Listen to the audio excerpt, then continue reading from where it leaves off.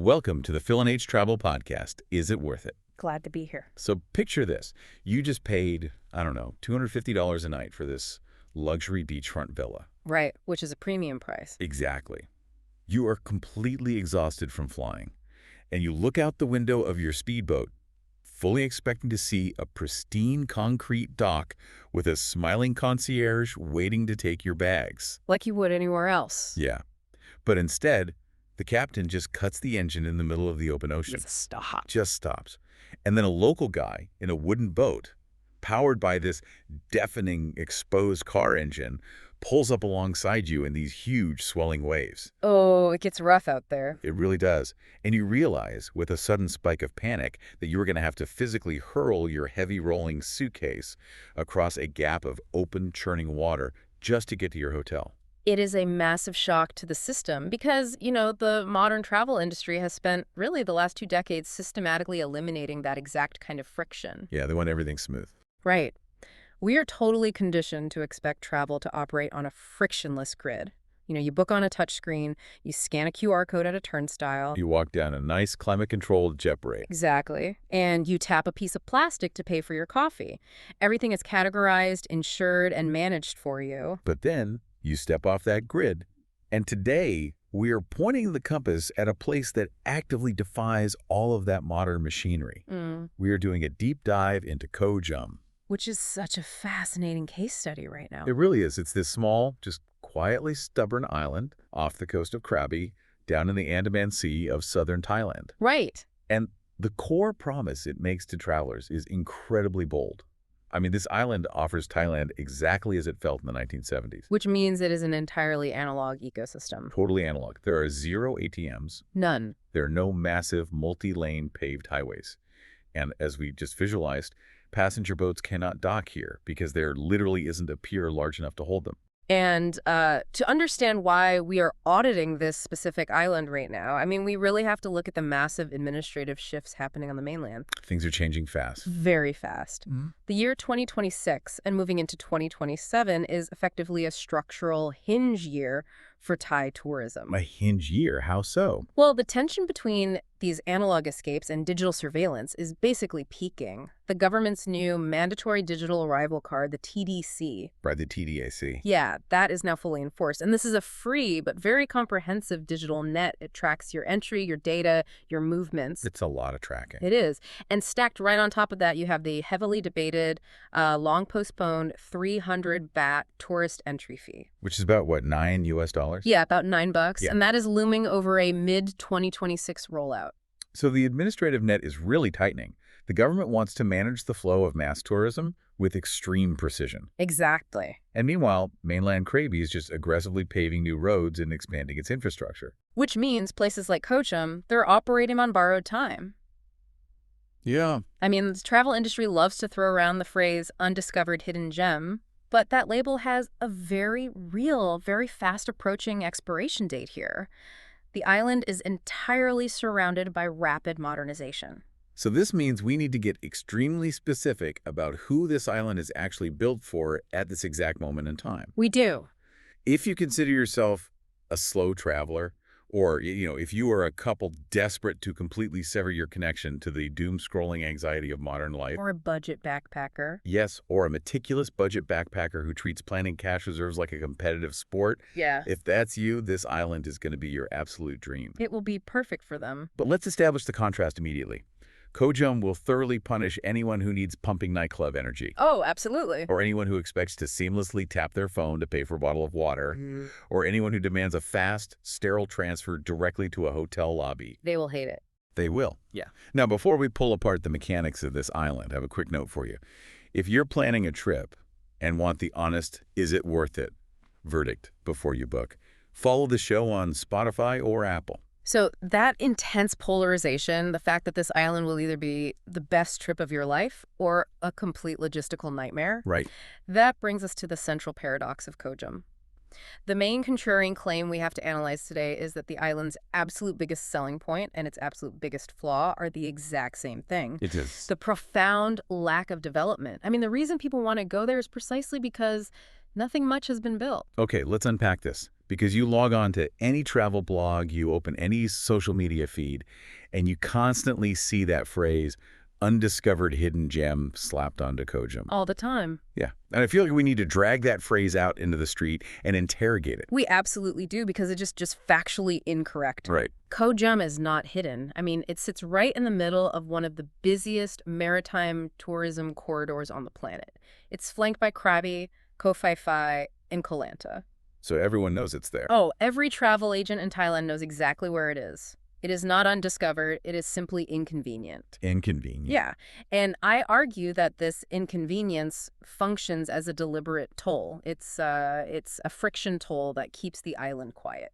I love that. It's like a bouncer at a very exclusive, very weird nightclub. Exactly. A bouncer isn't a guy with an iPad checking your name off a VIP list. The bouncer is the sheer physical and logistical friction of just trying to step foot on the sand. That's a great way to look at it. Yeah, the friction itself filters out the casual, uncommitted day trippers. And that friction starts immediately with the baseline costs and the logistics of getting there. Let's set the financial stakes. Getting to this island requires a deliberate choice of transportation. Yeah. Ranging from a hyper-budget route of about $8 all the way up to about $21 or $22 for a speedboat crossing from Krabi or Ko Lanta. You're right. And once you actually penetrate that friction barrier, the accommodation spans a massive, fascinating gap. A huge gap. You can secure a very basic budget bungalow for $15 to $30 a night, or you can drop $210 plus for a flagship multi-room beachfront villa. But, and this is key, the critical mechanism tying all those tiers of accommodation together is the island's monetary policy. We really have to issue a severe cash warning right now. Yeah, this is huge. There is no ATM anywhere on this island. None. Zero. That is still so wild to me. It is. The banking infrastructure simply does not exist here. Running out of cash on Koh Jum is not an inconvenience where you sigh, pull up your digital wallet, and find a workaround. Right. It is a full-blown systemic crisis. I would go so far as to call it a vacation-ruining crisis. I mean, imagine sitting down for dinner, eating your meal, patting your pocket, and realizing you literally do not possess the physical paper required to pay the family who just cooked for you. It's terrifying. It is. And speaking of things that could ruin your vacation, we have to manage some deep visual expectations regarding the beaches. Yes, the beaches. The travelers who leave Koh Jum the most disappointed are the ones who show up expecting powder white, blindingly bright, Instagram-filtered sand. Yeah, if you are chasing that manufactured, highly curated postcard aesthetic, the kind of blinding white sand you see pumped out by the tourism boards for Maya Bay or the Similan Islands, Right. Koh Jum is going to look rough to you. The West Coast beaches here are working natural beaches. Natural beaches. Yeah, the sand is golden. Sometimes it's mixed with small pebbles or shells. They are beautiful in a rugged, organic way, but they are absolutely not the sterilized resorts you see on luxury billboards. Which brings us to our very first massive skip if signal for you, the listener. If you're taking notes, put a giant red asterisk next to this. Skip this island entirely if you are planning to travel between May and mid-October. The wet season. That is the wet season. Unless you are meticulously, obsessively calling ahead to confirm exactly which boats are running and which specific bungalows are keeping their kitchens open, just do not go. It's that bad. The entire island effectively powers down. You could endure the travel friction, arrive on the sand, and find a ghost town of boarded-up huts. Okay, I have to push back on that a little, or at least, play devil's advocate. Sure. Surely closed doesn't mean abandoned, right? If I'm an adventurous backpacker, maybe I want a ghost town. Maybe I want the beach entirely to myself in the rain. Why is the wet season such an absolute deal breaker? Because the closures are driven by brutal environmental mechanics, not just a lack of tourists. Okay. Between May and October, the southwest monsoon hits the Andaman coast. That prevailing wind pushes massive, continuous swells directly onto Koh Jum's west coast. Oh, and that's where all the hotels are. Exactly. That happens to be where all the tourist bungalows are located. It becomes physically dangerous and sometimes literally impossible for those small longtail boats to launch or land through that surf. So they can't even get supplies in. Right. If the supply boats can't safely bring in fresh food, diesel for the generators, or fresh water, the bungalows cannot function. They board up their windows to protect the glass from flying debris, and they leave. The infrastructure doesn't just thin out. It functionally collapses. Wow. So it's not just a matter of getting wet on the beach. It's a matter of basic survival logistics shutting down. Completely. If the wet season is a trap that will leave you stranded and hungry, let's break down the actual calendar. When does this island transform from a logistical nightmare into the idyllic 1970s escape it promises to be? So timing is the single most critical variable for Koh Jum. It dictates whether the island feels like a triumph of slow travel or a miserable trap. Right.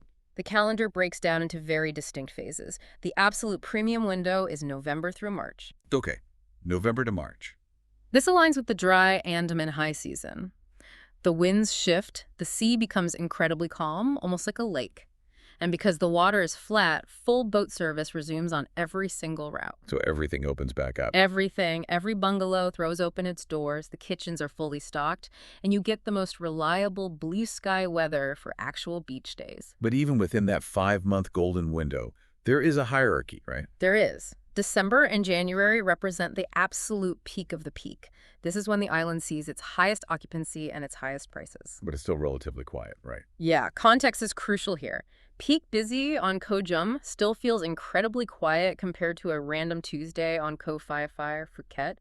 Even at maximum capacity, there simply aren't enough hotel rooms on the island to create a crowd. That makes sense. After that peak, you enter what is arguably the strategic sweet spot, February and March. I love the sweet spot. Why are we targeting those 2 months specifically?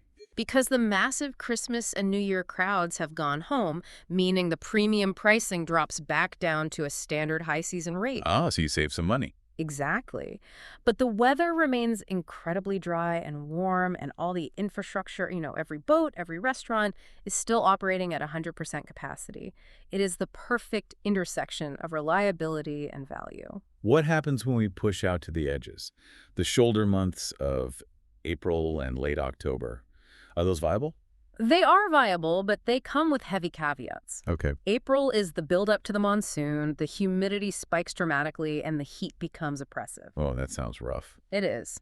The boats are still running and prices are cheaper, but you will be relying heavily on fan cooling in those budget bungalows, which can be brutal if you aren't acclimatized. In October. Late October is the true gamble month. Technically, the wet season is winding down and the locals are returning to unboard their businesses. But the Andaman Sea doesn't care about the calendar. Right. Weather is unpredictable. You can still encounter massive, trip-delaying storms, rough swells, and boat schedules that are, well, at best described as optimistic. Okay, let's assume you've nailed the calendar. Yeah. You are going in February. We need to physically map this island for you so you can visualize where you are actually heading, because the geography dictates the experience. It really does. The island is essentially a single landmass divided into 3 very distinct zones or moods. The southern third is generally referred to as Koh Jum proper. This is where you find the main local village, Koh Jum, and the southern pier area facing the mainland. So that's the more populated part. Yeah, it has a slightly more active, village-centric feel. Moving north into the center, the terrain starts to rise up into the jungle hills around a village called Ban Ting Rai, right under the shadow of Mount Pu, which is this gorgeous looming peak. It's beautiful up there. And then the northern third is often just called Koh Pu. The north is significantly quieter, much more rugged, and the bungalows are spread far apart. And the unifying feature across all 3 of these zones is the west coast. The entire eastern side of the island is largely mangroves facing the mainland. Almost all of the tourism, the swimming, and the sunsets happen on that western edge. It's all about the west coast. It is a continuous beach run. You have Golden Pearl Beach down south, blending into the long, sweeping stretch known locally as Long Beach. As you move north, you hit Tingrai Bay and eventually smaller coves like Magic Beach. Oh, Magic Beach. That's the one with the plankton, right? Yeah, it's famous for its bioluminescent plankton glowing in the shallows on completely dark nights. Across that entire western coast, you are looking at roughly 9 distinct beaches. What I find so fascinating about those 9 beaches is how the crowd dynamics operate. I mean, on a mainstream Thai island, the crowd is dictated by the infrastructure. You have cruise terminals or massive speedboats acting as pipelines, just dumping hundreds of day trippers onto a single beach at noon. Yeah, it gets overwhelming. But Koh Jum entirely lacks that pipeline. The only crowding you will ever experience on Koh Jum is highly localized and very gentle.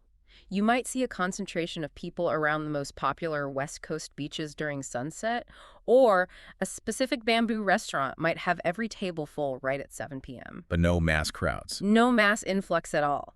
The pacing is dictated by who is actually sleeping on the island, and securing a place to sleep requires understanding the booking timelines for your specific travel style. So how early are we talking? Break down the strategy. If you are a budget backpacker, you have incredible flexibility. You should target February and March. The budget fan-cooled huts are fully operational, the weather is perfect, and you can often just book a few days in advance or even negotiate a bit upon arrival. Nice and easy.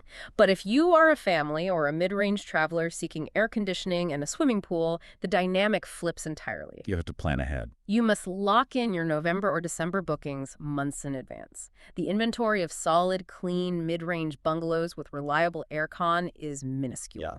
Once those 20 or 30 premium rooms across the island are booked, they are gone. There is no overflow hotel block to catch you. I want to throw the digital nomads into this mix because Koh Jum looks like the ultimate remote work fantasy. You know, swinging in a hammock, typing on a laptop, sipping a coconut. It is a massive trap for digital nomads if they attempt it in the low season. How rowing. Nomads are often drawn to the idea of showing up in June or July, assuming they can negotiate a dirt-cheap monthly rate because the island is empty. Makes sense on paper. Do not do this. The closures are comprehensive. The boat service to the mainland for visa runs or grocery trips becomes a treacherous gamble. And the relentless week-long monsoon rain will completely erode the romantic appeal. It sounds miserable. You could end up trying to work from a damp, dark room with a failing generator. Okay, let's fast forward. You picked your perfect month, you've targeted your beach, and you made it to the Krabi mainland. This brings us to the moment of truth. Because the physical reality of stepping onto this island is a profound shock to the system. It is the defining mechanical moment of the trip, the arrival shock. Let's visualize this clearly. You are sitting on a large passenger ferry or a twin-engine speedboat from Krabi. The sun is shining. You are looking out the window. You see the green hills of Koh Jum approaching. Getting excited. Yeah, and you are waiting for the captain to throttle down, navigate into a bay, and pull up to a large concrete pier. You've got your roller bag ready. But that doesn't happen. It doesn't happen. The big boat does not dock. It simply slows down and stops. Out in the open ocean, completely offshore. It's just floating there. And as you are sitting there wondering if the engine broke, you look out the window and see a local, low-slung, wooden longtail boat motoring out through the waves, heading straight for you. It pulls up alongside the ferry in the open water to collect you and your luggage. What's fascinating here is how the psychology of this specific logistical hurdle operates. It instantly strips away the sterile veneer of modern travel and sets the analog tone for your entire stay. Right from the jump. From a purely mechanical standpoint, it requires an extra unadvertised cash fee. Oh, surprise fees. Yep. You have to hand a few US dollars in physical Thai baht directly to the longtail driver just for this 500-yard transfer. Now, if you arrive on a beautifully calm, blue sky day in February, bobbing in the water and physically passing your bags down into a wooden boat feels charming. It feels like an authentic adventure. It makes you feel like an explorer. You take a photo of it. Exactly. It's highly romanticized. Yeah. But if you arrive on a day with a heavy, churning swell, or if it is raining, that romance evaporates instantly. I can imagine. Trying to time the rise and fall of two separate boats pitching in the ocean while carrying a heavy suitcase is a genuinely draining, anxiety-inducing, and potentially dangerous experience. It is basically like trying to parallel park a jet ski while juggling your luggage. It is intense. So how are people actually initiating this crossing? Let's walk you through the full menu of transfer routes so you can understand the time and cost involved. Let's do it. If you are starting from Andaman Pier on the mainland, you can take a speedboat. It costs about $21 US and takes roughly 30 minutes. If you are coming from the popular East Railway Beach area, a speedboat is roughly $22. And for travelers moving during the high season who want to save a little cash and don't mind a slower pace, you can take the large passenger ferry from Koh Jum Pier in Krabi town. Okay, how much is that? That costs about $15 US, but it takes an hour and a half to reach the offshore drop point. Got it. If you are island hopping, the connections are incredibly fast. A speedboat from the neighboring Ko Lanta is about $19 to $24 US and takes a mere 15 to 20 minutes. From Koh Phi, it's roughly $22 and also takes just 15 minutes. But I want to spend a moment on the ultimate budget route because this is where the 1970s vibe truly begins. If you are a backpacker guarding every dollar, you don't take the speedboat. You take a songthae. A songthae, right. For those who haven't ridden in one, a songthae is a modified pickup truck. They weld a metal roof over the bed and bolt two wooden benches facing each other in the back. You are crammed in, knee to knee with local students, maybe a guy transporting a crate of vegetables, breathing in the exhaust as you bounce down rural roads for an hour from Krabi town to a place called Lam Cruet Pier. It's an experience. It really is. That costs about $3.60. From there, you board the year-round, local wooden longtail boat that serves the village, which costs roughly $4. That brings your grand total to get onto the island to an astonishingly low $8. That is cheap, but here is the critical secondary shock. Okay. Whether you paid $22 for the fast speedboat or $8 for the sweaty songthae, that final longtail boat eventually rams its bow directly onto the sand of Koh Jum. You hop over the side into knee-deep water, drag your bags up onto the beach, and you are immediately confronted with the missing infrastructure. You look around expecting a taxi rank, or a row of tuk-tuks, or a concierge desk set up under a tent. And there is absolutely nothing. You are simply standing on a beach with your luggage. The reality sets in. You either start walking through the sand with your heavy bags, or you desperately hope that your bungalow manager remembered to send a guy on a tractor or a rusted scooter with a sidecar to pick you up. You are hauling your bags through the sand, sweating, and you finally reach the front desk. What does the accommodation actually look like here? Because the lodging landscape on Koh Jum is incredibly distinct. It is structurally very different from places like Phuket. The inventory here skews overwhelmingly toward low-rise, wooden or bamboo structures facing the beach. There are no massive concrete hotel blocks blocking the horizon. So it's very natural looking. Very. We can categorize this inventory into 4 distinct traveler profiles, starting at the bottom with the backpacker or budget traveler. What are they looking at? In this tier, you are spending between $15 and $30 a night. The mechanism of that price point means you are getting a very simple elevated wooden or bamboo hut. The walls might literally be woven palm fronds. You rely on a spinning ceiling fan for cooling, and the water in the shower will be ambient temperature, meaning cold-ish. Perfect example of this is Jungle Hill Bungalows, down around the southern and central sections of the West Coast. It's rustic, it's deeply embedded in the trees, but I have to imagine the heat inside a bamboo hut in April is staggering. It can be. The trade-off for paying $15 a night is that you are entirely at the mercy of the climate. You have no air conditioning to escape the humidity. And as we discussed, these are the exact types of budget spots that completely board up and cease operations during the wet season. All right, because they can't handle the storms. Exactly. They lack their robust structural integrity and financial reserves to weather the storms. Moving up the ladder, we have the mid-range couple tier. The mid-range. Here, you are spending between $40 and $90 a night. This buys you entry into solid mid-tier bungalows. The construction is sturdier, you finally get reliable air conditioning, there might be a small shared swimming pool, and you have an operational on-site restaurant. Koh Jum Resort is a quintessential example of this tier. But as you warned us earlier, the trap here is the inventory constraint. If you decide in October that you want a $40 air-conditioned room for Christmas week, you are going to be out of luck. Completely out of luck. The supplies simply cannot meet the peak season demand. The third category is the family traveler, which presents unique logistical challenges. Right. Families need more space. Yeah, families generally require connecting rooms or a larger 2-bed setup. That pushes the price to between $70 and $140 a night. Strategically, families really need to focus on the central West Coast beaches because the gradient of the sand is gentler and the swimming is calmer for children. But what are families sacrificing by coming here? They're sacrificing all structural support. At $140 a night on Ko Lanta or Phuket, a family expects kids clubs, babysitting services, immediate medical backup, and easy transport. On Koh Jum, you get none of that. You are totally isolated on your specific stretch of beach unless you are willing to rent and pilot multiple scooters with your children on the back. Which brings us to the most fascinating category, the top tier, luxury and comfort. During peak weeks, we are talking about $210 and up. A place like Koh Jum Beach Villas is the standout example here. They are beautiful. They offer massive, beautifully designed spaces, private pools, and a true barefoot luxury aesthetic. But I have to stop and ask a philosophical question here. Okay, go ahead. If I'm paying over $200 a night for a luxury villa, I have certain expectations. Does the fact that I just had to hurl my bags into a wooden longtail boat in the ocean, and the fact that I still have to hoard stacks of physical cash like a pirate because there's no ATM, ruin the illusion of luxury? Or does it somehow enhance it? That is the ultimate psychological divide in modern luxury travel. Yeah. For a specific type of high net worth traveler, that friction is the entire point. It enhances the luxury because the inconvenience acts as a moat. A moat to keep people out. Exactly. They are paying a massive premium specifically for the absence of the masses.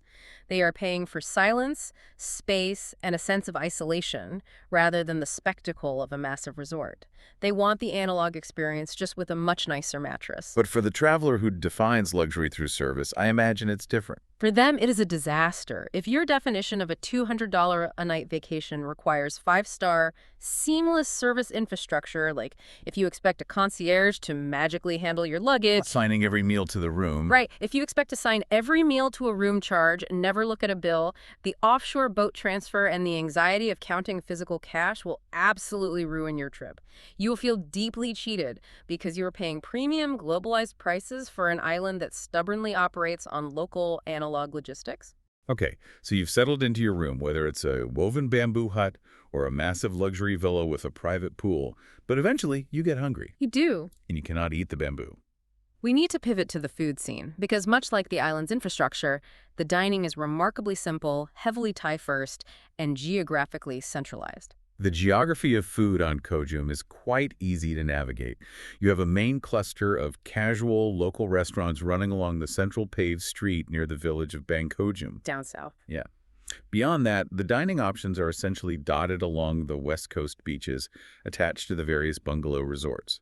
There is one locally famous, entirely bamboo-built restaurant perched on the main road that is highly regarded for serving some of the best, most authentic, uncompromised Thai food on the island. But you aren't strictly trapped eating pad Thai for every single meal if you don't want to. The beach bungalows have diversified slightly. You can find spots tossing Italian pizzas, serving hearty Indian curries, and of course the absolute staple of Thai island life: fresh seafood grills set up right on the sand as the sun goes down. But what makes the dining scene so compelling is not just the setting, it's the economics. Let's ground the listener with the specific daily numerical reality of eating here. The prices are incredibly reasonable, almost shockingly so, for an island without mass supply chains. Gave us some numbers. So, a simple, delicious Thai one-plate meal, a classic pad Thai, a basil pork over rice, a green curry, Right. that will consistently run you about $2.50 to $4. To give you the local currency reality, because you will be paying in cash, a basic meal at a village spot lists at around 90 to 130 baht. Which is at 270 to 390 USD range. Right. But what if I want to upgrade? I want to sit with my toes in the sand, listening to the waves, and eat a massive plate of grilled fish. Even for a beachfront, fresh-caught seafood dinner, you are still only paying between $8 and $15 per person. That is an astonishing value. It is.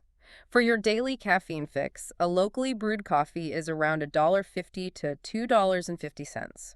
Staying hydrated is cheap too. A large 1.5-liter bottle of water is less than 50 cents. And for the sunset drinks. A standard local beer like a Leo or a Chang will cost you between $2.50 and $4.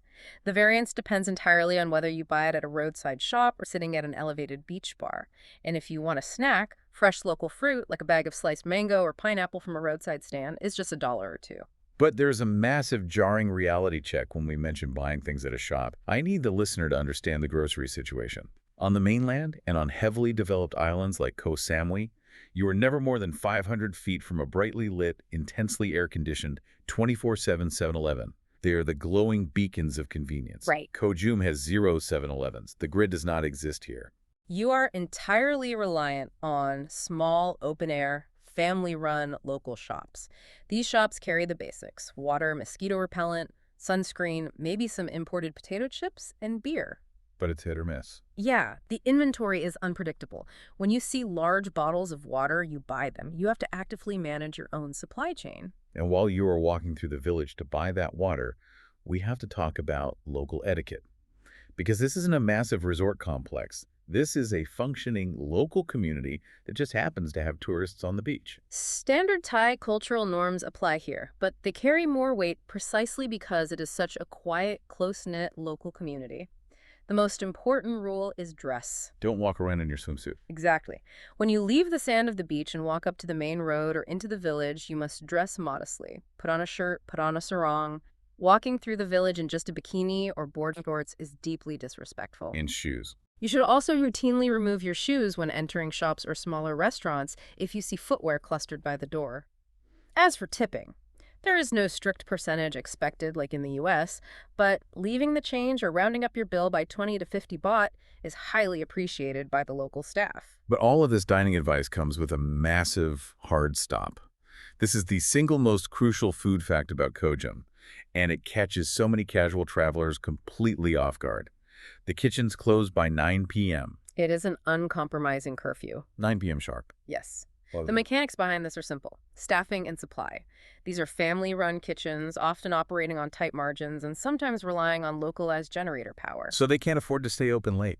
No, they cannot afford to keep a kitchen fully staffed and burning fuel at midnight just in case a tourist wants a burger.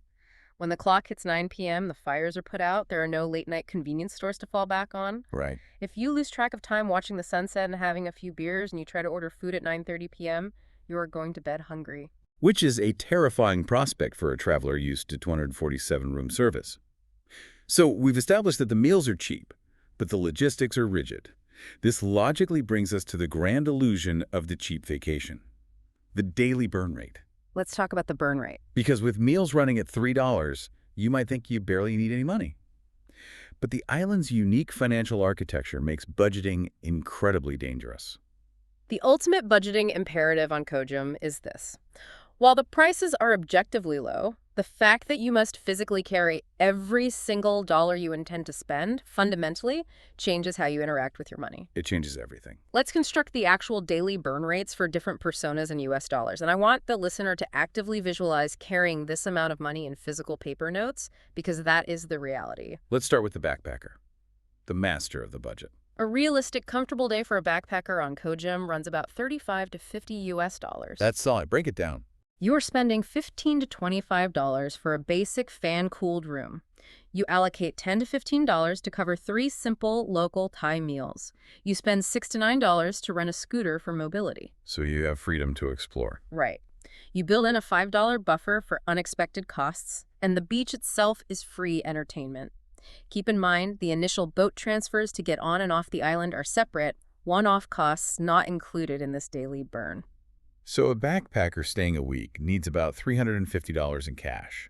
What about the mid-range traveler, the couple who wants air conditioning and seafood? For a mid-range traveler, we are looking at roughly 70 to 100 US dollars per person per day. That accounts for a $25 to $45 share of a decent air-conditioned room. Plus the food. Yeah, you upgrade your food budget to $20 to $30, which allows for daily beachfront seafood dinners and a few extra beers. You spend $8 for a scooter and fuel.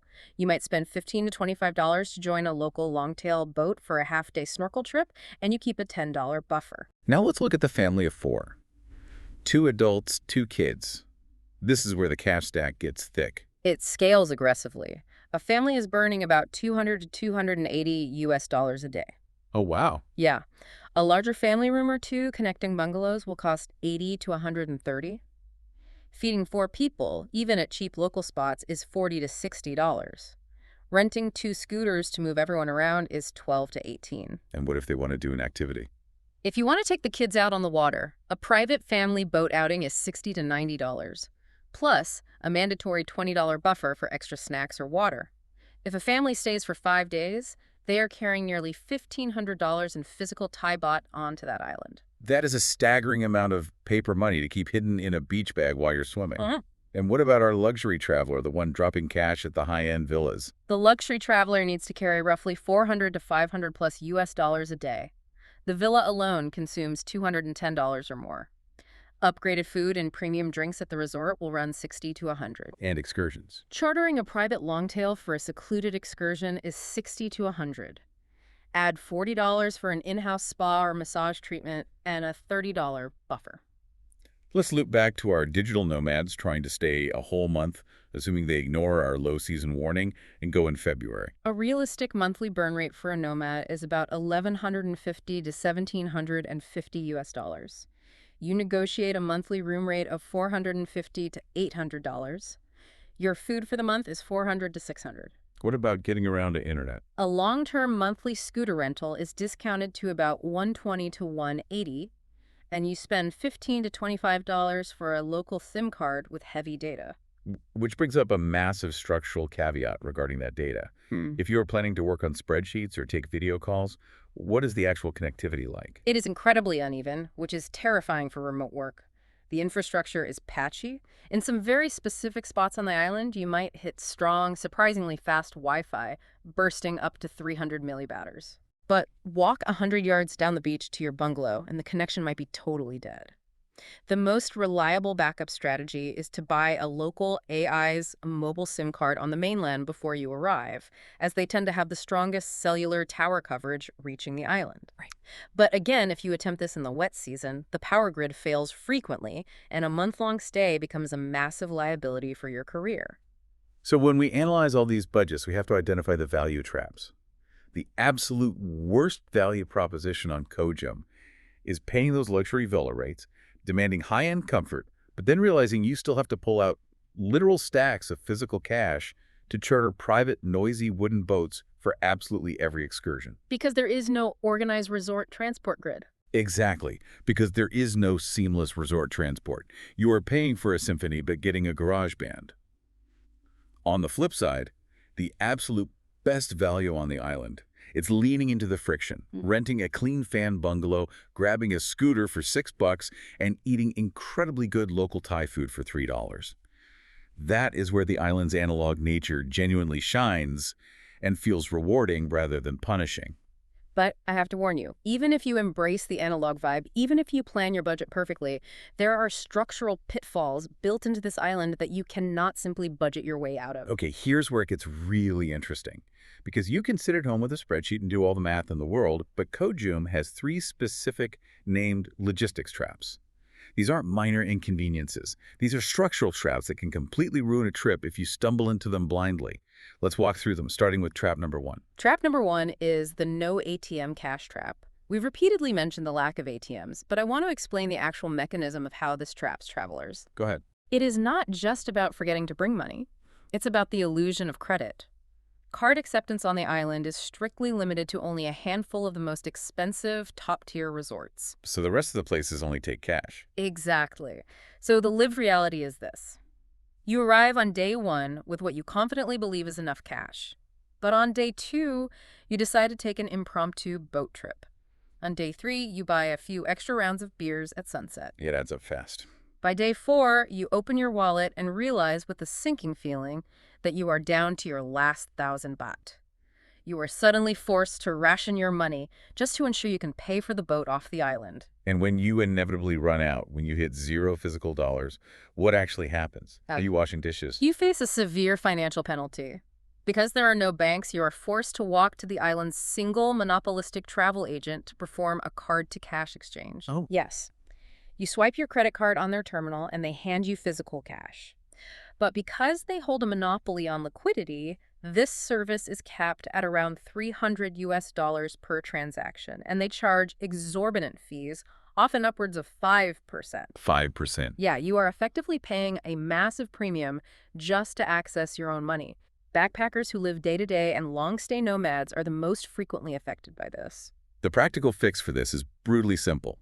You must draw absolutely all the cash you need on the mainland, either in Krabi Town or at the airport ATMs, before you ever step foot on a boat, and then you add a 30% buffer to whatever number you calculated. If you are the kind of traveler who cannot reliably plan cash logistics in advance, skip this island. The constant low-level anxiety of counting bills will ruin your peace of mind. Trap number 2 is purely physical, the offshore longtail transfer trap. We discussed the arrival shock, but let's dive into the mechanics of why this is an actual trap. The mechanism here is the physical reality of the offshore anchoring. Large ferries and speedboats draft too deep to approach the shallow, peerless beaches safely. So they have to stay out in the deep water. Exactly. So the lived reality is that surprise cash fee of a few dollars per person handed to the longtail driver, combined with the sheer physical awkwardness of moving heavy, cumbersome luggage between 2 actively pitching boats in open water. Let's put a specific traveler in this scenario.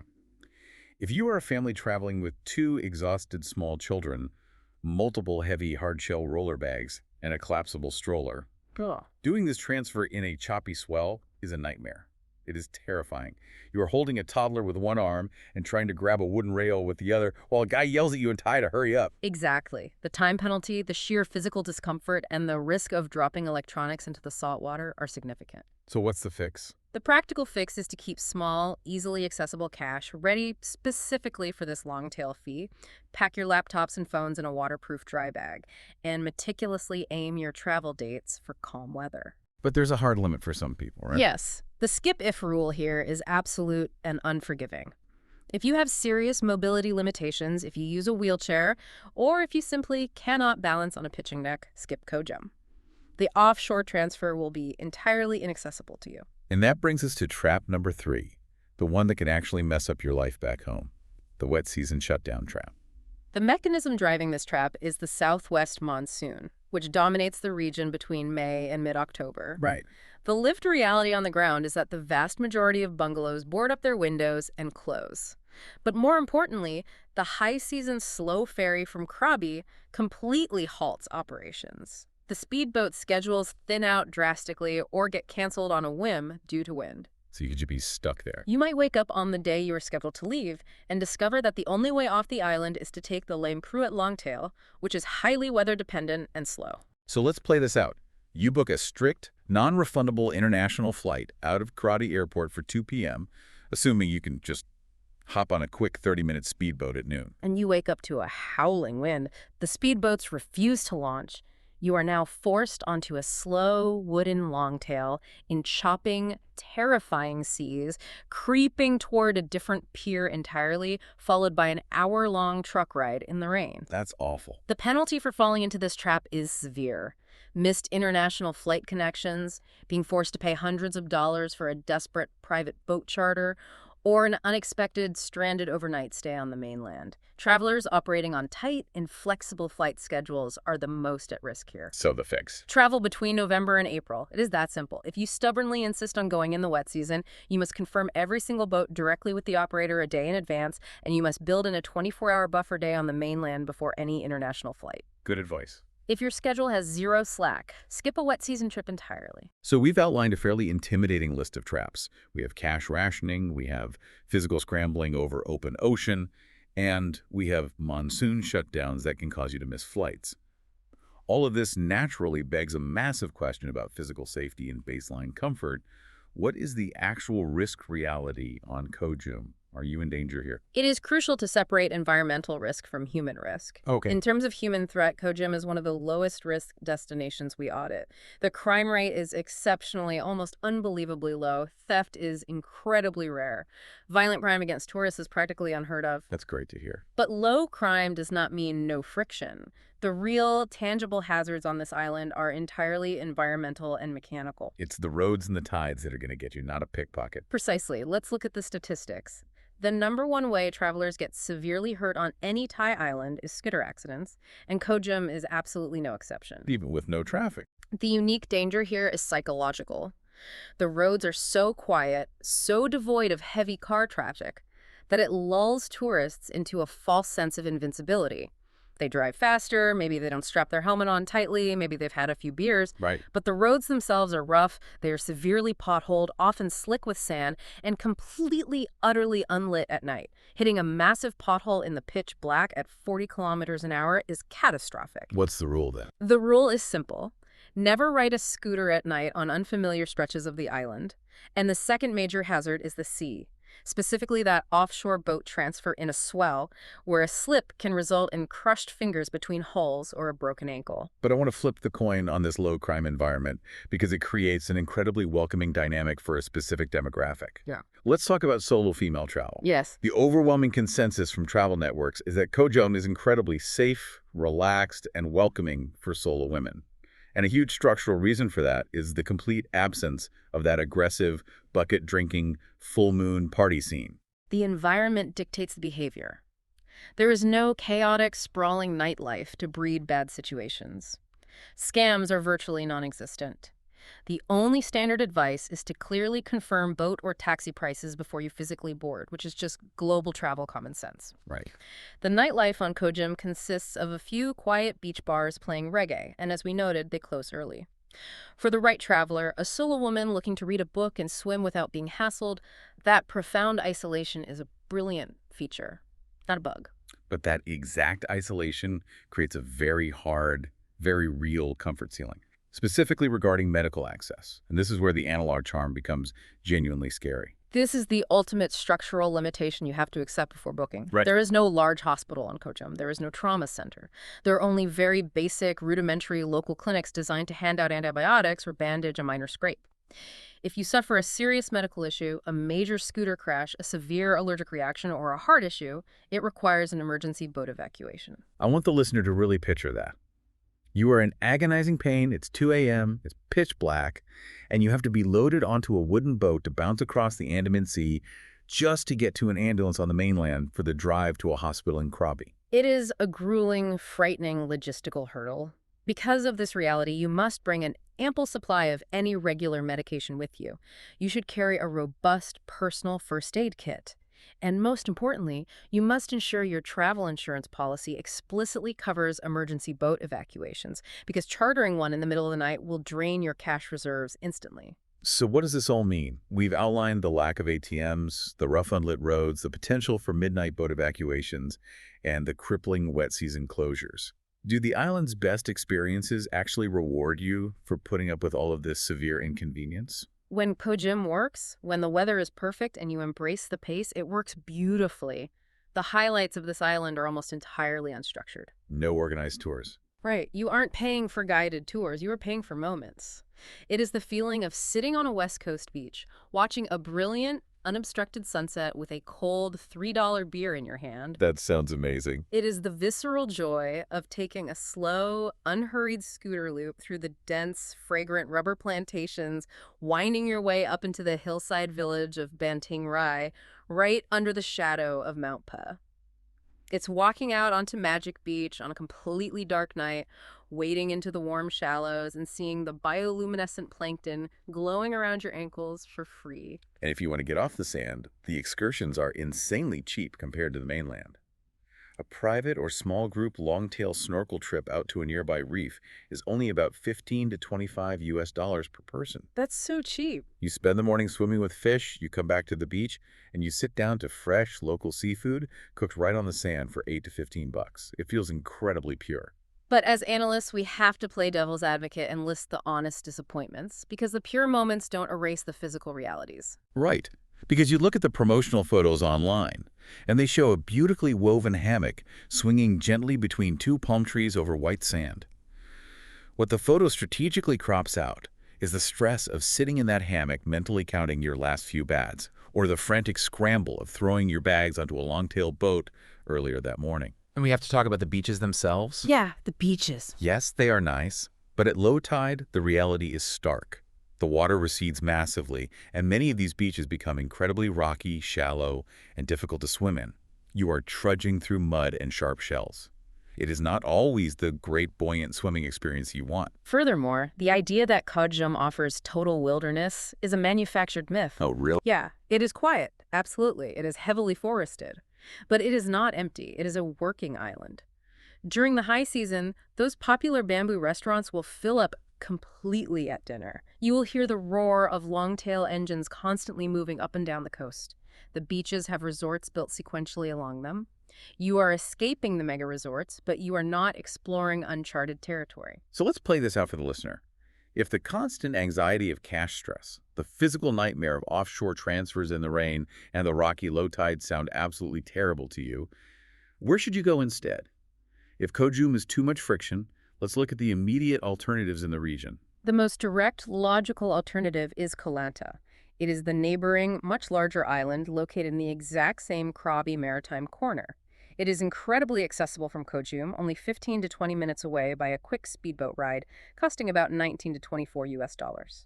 How does it compare in terms of the daily budget? Cost-wise, Lanta is broadly similar in terms of nightly room rates and local food, but it offers exponentially more choice. And critically, Lanta completely eliminates the friction we just spent an hour discussing. How so? Lanta has ATMs everywhere. It has a grid of brightly lit 7-Elevens. It has proper medical clinics and hospitals, professional dive centers, and a fully paved, robust road network. It is custom built for families and digital nomads who desperately want structural comfort without descending into the chaos of a full party island. But you are making a massive trade. By choosing the 7-Eleven and the ATM, you are trading away the deep analog quiet. Exactly. Koh Lanta is developing at a breakneck pace, especially with a massive upcoming mainland bridge project that will allow cars to drive straight onto the island without a ferry. It is rapidly losing the very essence, that isolated friction that makes Koh Jum so special. The second alternative we have to discuss is the absolute elephant in the room, Koh Phi. It is also geographically close, just a 15-minute, $22 speedboat right away. And it is the absolute polar opposite of Koh Jum in every conceivable metric. Literally the opposite. Yeah, Phi is significantly pricier. It is intensely packed with pumping nightlife, fire shows, and thumping beach clubs. It is swarmed daily by massive coordinated crowds of day trippers pouring off massive ferries. But it offers spectacular, world-class, dramatic limestone scenery that Koh Jum simply cannot match. It has all the easy, frictionless, QR code day trip infrastructure in the world. It is literally everything Koh Jum deliberately tries to avoid being. Right, the choice is stark. If your priority is dramatic, towering landscapes and constant, energetic buzz, you go to Phi. If your priority is absolute peace, price sanity, and reading a book in silence, you endure the friction and go to Koh Jum. All right, we've covered the geographic zones, the baseline costs, the terrifying logistical traps, and the nearby alternatives. It is time to synthesize all this data into our final scoring matrix. Let's give the listener the definitive verdict. Let's run the final scores based strictly on the lived physical reality of our traveler personas. For the backpacker, 8 out of 10. High score. It is absolutely worth it, provided your pash is meticulously planned out and you travel in the sweet spot of February or March. The ability to arrive via an $8 truck and boat combo makes it an unbeatable value for a genuinely quiet Thai island. What about the mid-range traveler, the couple looking for a getaway? Also an 8 out of 10. It is highly recommended for romantic, low-rise escapes operating at a very reasonable $70 to $100 a day. But the caveat is strict. You must book early for December and January to secure one of the few air-conditioned rooms. Now for the family of 4. Family, 6 out of 10. This is a wait or skip rating. If you demand nearby hospitals, kids clubs, or easy pier arrivals where you don't have to carry strollers over open water, skip it. Koh Lanta is a vastly safer, more supportive pick for families. And the high-end luxury traveler. Luxury, 6 out of 10. Also a wait or skip if you are expecting 5-star seamless infrastructure to match your price tag. The barefoot quiet has to completely psychologically justify that $210 plus premium because the analog service logistics certainly won't. Finally, the digital nomad or solo long-stay traveler. 5 out of 10. A definitive wait or skip for long, committed stays. The wildly uneven Wi-Fi, which tops out at maybe 300 millipedes if you are standing in exactly the right spot, combined with the severe risk of wet season closures, makes a month-long commitment far too risky for your livelihood. So the overall synthesized verdict, you have to book carefully. Koh Jum is highly worth it for backpackers, couples, and slow travelers who specifically target the dry season, who treat cash planning as a serious requirement, and who actively prefer analog quiet over modern convenience. Right. But it is a hard, absolute skip for families needing medical infrastructure, luxury travelers demanding 5-star seamless backup, or absolutely anyone arriving blindly in the wet season expecting a functioning resort. And that data leaves us with a final, slightly haunting thought to ponder as we look at the future of travel. As Thailand pushes aggressively forward with its 300 baht tourist fee and its highly efficient digital TDS tracking, all in a desperate attempt to manage and monetize mass over-tourism, places like Koh Jum highlight a very fragile irony. The exact things that make this island so incredibly frustrating to visit, the missing piers, the unlit potholed roads, the terrifying offshore transfers, the absent ATMs, that sheer lack of infrastructure might actually be its only remaining defense against becoming just another paved, overcrowded Koh Phi. The inconvenience is the preservation. If this gave you the honest verdict you needed, follow the show. New episodes drop every day. That is the honest verdict from Phil and H.